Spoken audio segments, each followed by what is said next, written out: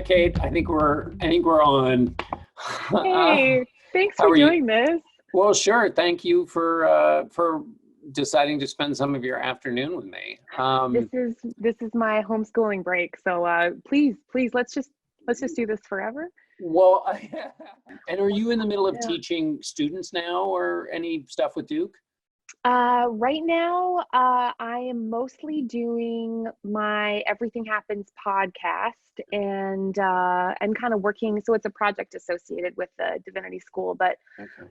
it's mostly and I kind of wanted to ask you about this. I get a lot of I wish there was like a word for like story full. Like I get so much mail about people's real lives and it's, been just part of the public work I guess I've been doing for a couple years, but like you've been doing this forever where you are the recipient of a million really intense, really emotional, really real things and maybe now just maybe more acutely. And I'm just like feeling the weight of it a lot lately because people's needs are so real. And as someone who is, currently sheltered, I feel almost like I'm not sure what bears up the weight of all that story. Well, and you in particular have made the case compellingly for being on the other end of stories and listening and being there for people Mm. and stepping in with love. And so if you're given the opportunity, when somebody hands you their story, Yeah. the human reaction, let alone the Christian reaction, is to take up that story or Yeah. just be there to hear it and Yeah. tell people at least they're not alone. So that's, of course, best Yeah. practices. On the other hand, if you get Yeah. to a number of 150 stories a day, Yeah. then you can't, then it's overwhelming. Um, Yeah. I don't have any, because it can be, what then ends up happening is you have no room for yourself or for your family or for your Yeah. own, to put the oxygen mask on yourself first. Yeah. So Yeah. that's so hard. Have you found like a rhythm for it? Because I think maybe at the beginning of the pandemic, it was like I felt almost suffocated by the amount of like pain, frankly, that Yeah. seems so obvious to me. But then in a way, like you sort of like you start to like feel this, I don't know, you just like kind of get inside the bubble of it and then try to parse out your agency within like kind of a different ecology, I guess. Right. But the problem is, or at least in my own case, I was working on a story that just ran, and I interviewed a woman who, 23-year-old woman whose father was diagnosed with COVID-19, was in a hospital, was on a ventilator. Her mother, who is a dialysis patient 5 days a week, is at home. She Oh, has a sister. She was trying to operate under all of that weight. And I oh, interviewed her one day out in Staten Island, and then the next day we found out her father had died. And so her whole life is upside down. yeah, And, as a storyteller trying to yeah, convey that story, it's very hard because the only way you can tell it well is if you get inside of it and get it as close to it as possible, because you yeah, want to do justice and honor to the story you're hearing. But if you yeah, do that, it can, yeah. there's a howling wilderness outside of that. I wanted to ask you, uh, as somebody who was diagnosed with cancer, the people who compare this moment to anything, people Mm, stumble around and they go yeah, 9/11, World War II, the yeah, Depression, and nothing yeah, feels right. yeah, A yeah. lot of people have come back to cancer survivors or people who are still Hmm, facing it. And because you don't know when it's going to end, yeah, there are these punctuating moments. Is that analogy useful at all? yeah. I think maybe I have two competing theories. How about I run them by you and you tell me which one you agree with? Sure. Yeah. All right. Well, I think the thing, at least that feels analogous, is that move from like crisis to chronic Mm. is, Mm. you get like the diagnosis or, you just, or there's like a big shift and suddenly you see the world. And then there's the immediate rush of empathy. And then what you're left with in the aftermath is this complete reorientation of your life in which there's like nothing that thing doesn't touch. Yeah. And you would be resentful of that, except that you have to do it every day. And then it becomes intense and awful and boring and real. And like, but the way that like it just shifts every bit of everything. And that feels a lot like what it's like, especially for, I mean, I do think we're kind of like, there's only two kinds of people. There's like the sheltered and the exposed. And I think the exposed have the like constant crisis at this point. And then the rest of us maybe are in that chronic place where our lives just shrunk down to a small bubble. And certainly cancer feels a lot like this long space between scans. I don't know, like they'll set a horizon for us. They'll be like, I want the churches packed by Easter. And then all of a sudden you get to Easter and you're like, wait, like how do I set a new horizon? And I used to have to do a lot of that horizon work just with trying to set, like, how much life can I live between a scan is something I used to ask myself a lot. But my second theory is that it's impossible to come up with a universal language of pain. Sure. because like everyone is suffering differently and it crystallizes out of our biographies, and then it's so hard to say anything without accidentally ranking it. Right. Which is a huge no, because when you accidentally rank, somebody's suffering and it gets put on a lower rank, and and that's, you know, you're trampling all over their most sensitive feelings. How did you spend Easter, by the way? We like ordered in one of those like frozen box. It was like old school honey baked ham things where everything just had to get put in the, actually, and we just we took all these sticks, and we're not like terribly, this is going to make me sound more deeply sensitive than I am, but I didn't get to go to church, and I just wanted something beautiful. So we took all of the roses that were just about to get whipped up in the storm we had today, and then we cut them and we like organized that. We just made this like giant cross of beautiful roses, like just gorgeous. It was just looked like it was like popping out of the ground. And I just wanted something to feel like things are new again in a season where nothing really feels like it can be new. If that makes sense. That's one of the weird ways in which the weather has become, in a weird way, your enemy. Here in New York, the other way that's true is that everybody would love silence in New York because it's such a loud, cacophonous, there's always some kind of a din and a clatter. And so silence is something people pay a lot of money for in New York. And during the quarantine, it's with the exception of the sirens, which sometimes will fill up an entire night, there's quiet, there's silence, there's empty streets, which normally you would think, oh, this is great. This is, you know, what a wonderful day. But then you remember why they're that way. And so it turns it on its head. And the weather is the same way. You think, oh, the buds are coming out on the trees and the birds are chirping and there's spring in the air and there's always a sense of possibility and hope and renewal. But then you find out you're still, so. I know what you mean about,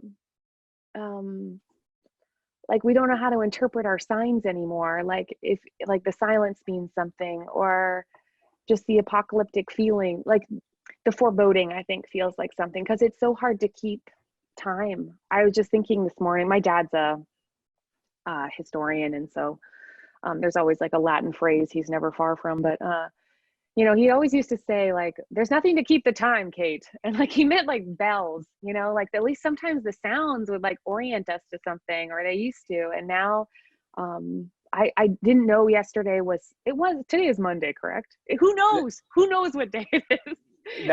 But I can confirm for you that it is Monday. Yes. Thank you.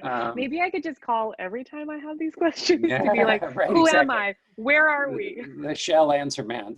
My wife was making this point, which is the day will end, and you think, what happened? How is this day? How can we account for this day? And it reminded her of when we had little children, when the entire day is spent.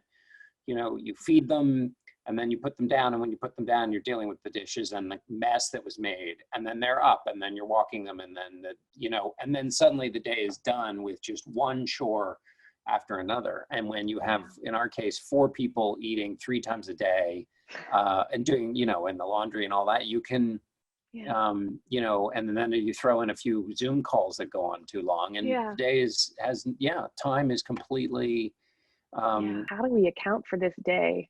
It's such a good question, because because the day feels like the rhythm of the day feels different. What counts as good work feels different, because like sometimes in moments of my life where I've gotten to be like, you know, I'm also guessing that you are addicted to efficiency and the ability to get things done, just to guess. But that feeling kind of where you're on stilts, like every step you take is like longer because you have like, you can work in concert with all this stuff. And then we're like stuck in our tiny, we get so little accelerants in our day. Everything is really small. And then so right. you have to figure out like, what does progress feel like, I guess, inside this. And what have you, going back to your original question about managing the stories that you've become the collector of or the recipient of, what's been your functional response to that incoming? Well, I'm slightly more horrified by social media, I guess. I mean, I really appreciate it. I like for it's it can be really lovely and honest, but it's so like this, you know, and it's so like ping pongy, um, where people actually don't get what they really need right now, which is community. Mhm. And then it puts everything back into, I think, one of the great American myths, which is this, you know, invincibility and individualistic obsession. And we're just, I think we're just feeling like, you know, every era has a heresy, you know, and ours is that we're better alone. And so, and now we know we're not. So Wait, explain that to me. Wait, why is that a heresy? individualism. Oh, Oh, well. now I got it. Now Yeah, I got it. Okay, I'm yeah, sorry. So the heresy is the American idea of the rugged individual. It turns out actually the rugged individual is lonely and cranky. yeah. Guess what it's like when we're all individuals? It feels great. And so I think the solution to story, at least, is not maybe for, I don't think I should collect all of them. I think what it's just showing me over and over again is that there needs to be more places where people, instead of having these like one way channels, that they get to turn toward each other, because Right. we really are what we need. Like we're not made for this. That's why we feel bananas. So I don't know. Yeah. I want more and more of these. I know with the decline of institutions in general, there's fewer places for people to meet, but I am really hoping this will be a time where people can be honest about the fact that this has created like such an intense hunger for connection in all of Mhm. us, at least in me. Oh yeah, no, we have a conference call at 7 o'clock every night with my high school friends to keep that connection going. But what you said, when you think about social media, it often feels, although there have been some wonderful, poignant, actual real connections. There are friends I Yeah, have who I wouldn't know yeah, were it not for social media, but it feels more yeah, like um, primary debates in politics, where they're actually not debates, they're just people in silos speaking angrily outward. yeah, Um, yeah, and what we want is, and I'm channeling Wynton Marsalis, who I interviewed for the piece that we did this week. We were talking about how in this moment of total chaos, you need to both rely on your training, which is to say the wisdom you've built up over the years, but hmm, yet then improvise in the moment, which is basically yeah, what jazz is. yeah, And so in conversation, in the connectivity that you're wishing for, would be everybody with their individuality and their wisdom that's built up over the years, but collaborating in unison in the way jazz musicians do. In other words, you can't yeah, just stumble in and trample all over everybody. You have yeah, to improvise with them. yeah, And that's what we need, yeah, is more of those kinds of conversations. yeah, Um, yeah. And I love the like polyvocality of that, right? Like we're just, music is always better together. And then the feeling of togetherness. Like I was a medium to bad cello player, but like man, the feeling of that like last second after an orchestra stops playing, like it feels really good to make something more than what we would alone. And I hope we don't forget when this is all over that like vulnerability like breeds real beauty. yeah, I think I we will. need, well, I know it's true. When you said, I hope you don't forget this when this is over, I almost started to feel the sense of loss for how quickly I feel like we're going to forget some of these things. Yeah. Without the Yeah. initiating event of the crisis, Yeah. so one of my favorite, I think we're going to run out of time any minute, but I one of want to my hear it. favorite questions is, if you want to get somebody, begin a conversation, you just say, tell me about yourself. Now, because where do people start? What do they choose to define themselves as? What arc do they tell of their life? And what would they have said at age 18 versus what they say 10 years later? But if in actual conversation, you went to somebody and said, tell me about yourself, most people would think, this guy's kind of weird. Why is he asking me to tell me about themselves? So there's a way in which, when you're in the right context, you can ask questions that overleap all the foolishness we put normally in our daily lives. And we're in that now, you know? So, but then once that context is removed, then, then we're back in a primary debate setting. Yes, that's right. But there's these little moments of leveling. I think you're right. And technology is making it, and capitalism is making it for evil reasons. And I think our deep humanity needs to make way more social permission for it, or else we will always assume that if we feel terrible for the state we're in, that somehow it was our fault. But we are structured for something different. Would your tell me about yourself answer be measurably different than it was? Yeah. When did you get your diagnosis? 4 years ago. 4 years ago. Has it changed over the course of that 4 years? When was the last time it changed the most?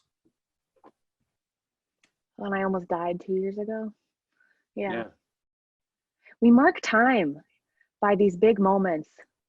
I hope I mark time. I feel that responsibility a lot, to be honest.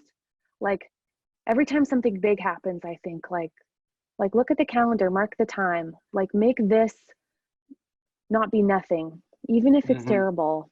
I do think, even if it's really awful, I really hope something meaningful happens inside of it.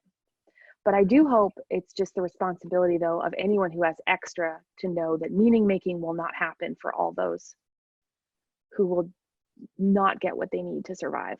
So I feel like meaning is the luxury of lucky people. I feel lucky right now. Right. So that's going to be our final thought here. So how you make meaning for people who don't have the luxury of meaning making because they're the exposed and not the ones who are sheltered. And the fact that you go out and find those stories, that's why you will forever get the warmth of my I love journalist's heart. I really do. I do. Well, I could do this all afternoon, Kate. So me too. Thanks so much for doing this. This was a lot of fun. Thanks. It was a great pleasure. I'll look forward to the next one, hopefully in person, when we're all able to get together and as human beings again. I accept the terms of this agreement. Take care, Kate. Bye.